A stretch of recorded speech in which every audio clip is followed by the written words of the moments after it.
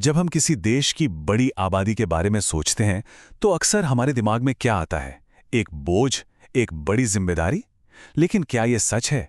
आज की इस चर्चा में हम इसी सोच को चुनौती देंगे और देखेंगे कि कैसे लोग कोई बोझ नहीं बल्कि किसी भी देश की सबसे बड़ी संपत्ति हो सकते हैं। तो चलिए सीधे सीधे इसी सवाल से शुरू करते हैं। क्या ज्यादा लोगों का मतलब हमेशा ज्यादा समस्याएं होता है, जैसे खाना, पढ़ाई और हेल्थ सर्विसेज पर बढ़ता हुआ प्रेशर? ये एक बहुत आम सोच है ना? हम दशकों से यही सुनते आ रहे हैं। लेकिन जरा सोचिए, अगर हम अपना नजरिया ही बदल दें तो क्या हो अगर यही बड़ी आबादी असल में देश की सबसे बड़ी ताकत हो? एक ऐसा ह्यूमन रिसोर्स जो देश को तरक्की की नई ऊंचाइयों पर ले जा सकता है। चलिए इसी आइडिया को और गहराई से समझते हैं। इस पूरी बात को और अच्छे से समझने के लिए हम दो दोस्तों की कहानी देखेंगे, सकल और विलास। उनकी जिंदगी के सफर से हमें पता चलेगा कि कैसे सही मौके और सही निवेश किसी भी इंसान का भविष्य पूरी तरह से बदल सकते हैं। तो सकल और विलास दोनों एक ही गांव सेमापुर के रहने वाले थे। उम्र में भी कोई ज्यादा फर्क नहीं था, लेकिन उनकी पारिवारिक स्थिति में जमीन आसमान का अंतर था। सकल के साथ उसके माता पिता दोनों थे, जबकि विलास के पिता जो मछुआरे थे वो गुजर चुके थे और उसकी मां गीता मछली बेचकर जैसे तैसे घर चला रही थी। और यहीं से कहानी में एक बहुत बड़ा मोड़ आता है। सकल के माता पिता ने उसकी पढ़ाई लिखाई को सबसे ज्यादा जरूरी समझा।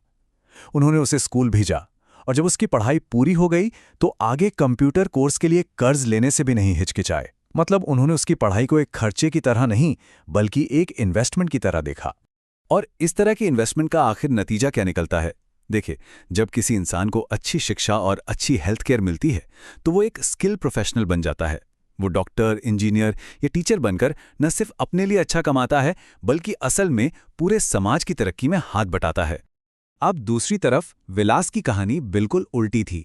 घर में पैसों की तंगी की वजह से वो कभी स्कूल जा ही नहीं पाया और बहुत छोटी उम्र से ही उसे अपनी मां के साथ मछली बेचने के काम में जुटना पड़ा। उसे वो मौका, वो इन्वेस्टमेंट मिला ही नहीं जो सकल को मिला था। सकल और विलास की ये जो कहानी है ना, ये हमें एक बहुत ही जरूरी इकोनॉमिक कॉन्सेप्ट की तरफ ले जाती है। तो चलिए अब समझते हैं कि ये मानव पूंजी या ह्यूमन कैपिटल आखिर है क्या और ये इतना बड़ा फर्क कैसे पैदा कर देती है। तो सबसे पहले ये मानव पूंजी कोई पैसा या जमीन जायदाद नहीं है। ये है लोगों के अंदर का हुनर, उनका ज्ञान और उनकी सेहत का खजाना। सीधी सी बात है, जब हम किसी की पढ़ाई लिखाई, ट्रेनिंग और सेहत पर पैसा लगाते हैं तो हम असल में इसी मानव पूंजी को बना रहे होते हैं। ये भी एक तरह का इन्वेस्टमेंट ही है, बिल्कुल वैसे ही जैसे हम किसी मशीन या फैक्ट्री में इन्वेस्ट करते हैं। तो सवाल ये उठता है कि ये पूंजी बनती कैसे है। इसके 3 सबसे जरूरी हिस्से हैं। पहला, एजुकेशन, जिससे ज्ञान मिलता है। दूसरा, ट्रेनिंग, जिससे कोई खास काम करने का हुनर आता है। और तीसरा, हेल्थ सर्विसेज, जो ये पक्का करती हैं कि इंसान काम करने के लायक, फिट और तंदुरुस्त रहे। अब देखिए, मानव पूंजी में किया गया इन्वेस्टमेंट या उसकी कमी का असर सिर्फ एक इंसान या एक पीढ़ी पर ही खत्म नहीं होता। ये तो एक चक्र शुरू कर देता है, एक अच्छा चक्र या फिर एक बहुत बुरा चक्र, और ये चक्र पीढ़ियों तक चलता रह सकता है। चलिए देखते हैं ये काम कैसे करता है। और सकल और विलास की जिंदगी में भी ठीक यही हुआ। अपनी पढ़ाई और हुनर के दम पर सकल को एक प्राइवेट फर्म में बढ़िया सैलरी वाली नौकरी मिल गई।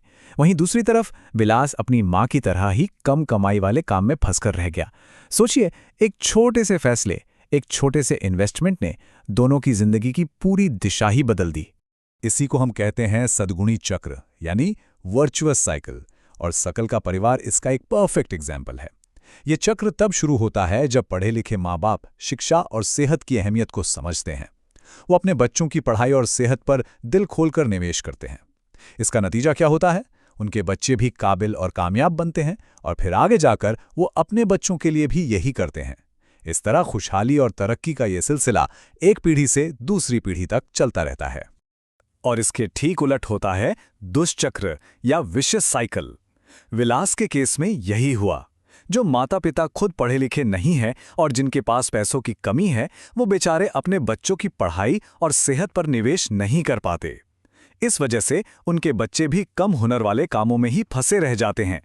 और ये गरीबी और मौकों की कमी का चक्र भी पीढ़ी दर पीढ़ी घूमता रहता है। देखिए, ये कहानी सिर्फ सकल और विलास की नहीं है, ये कहानी हर देश की है। जो सिद्धांत एक इंसान पर लागू होता है ना, वही पूरे देश की तरक्की पर भी लागू होता है। आइए समझते हैं कैसे। इसका सबसे जबरदस्त उदाहरण है जापान। अब जरा सोचिए, जापान के पास कोई बड़े नेचुरल रिसोर्स नहीं है, ना तेल के कुएं, ना खदानें। फिर भी वो आज दुनिया के सबसे अमीर और डेवलप्ड देशों में से एक है। सवाल है कैसे? जवाब सिंपल है। उन्होंने अपने सबसे कीमती रिसोर्स यानी अपने लोगों पर इन्वेस्ट किया। उन्होंने एजुकेशन और हेल्थ को अपनी पहली प्राथमिकता बनाया, और इसी मानव पूंजी ने पूरे देश की किस्मत बदल दी। और ये जो स्किल्ड और हेल्दी आबादी होती है ना, ये इकोनॉमी के हर सेक्टर में जादू कर सकती है। चाहे वो खेतीबाड़ी का प्राइमरी सेक्टर हो, फैक्ट्रियों वाला सेकेंडरी सेक्टर हो, या फिर बैंकिंग सॉफ्टवेयर वाला सर्विस सेक्टर हो। एक पढ़ी लिखी और स्वस्थ आबादी हर एक सेक्टर की प्रोडक्टिविटी को कई गुना बढ़ा देती है। तो सबसे जरूरी बात जो हमें यहाँ समझनी है वो ये है कि मानव संसाधन यानी कि लोग जमीन और पैसे जैसे बाकी सभी संसाधनों से कहीं ज्यादा बढ़कर हैं। क्यों? क्योंकि जमीन हो या मशीनें, वो अपने आप कुछ नहीं कर सकती। उन्हें काम का बनाने के लिए, उन्हें इस्तेमाल करने के लिए इंसानी दिमाग और हुनर की ही जरूरत पड़ती है। तो चलिए इस चर्चा को एक बहुत ही जरूरी सवाल पर खत्म करते हैं।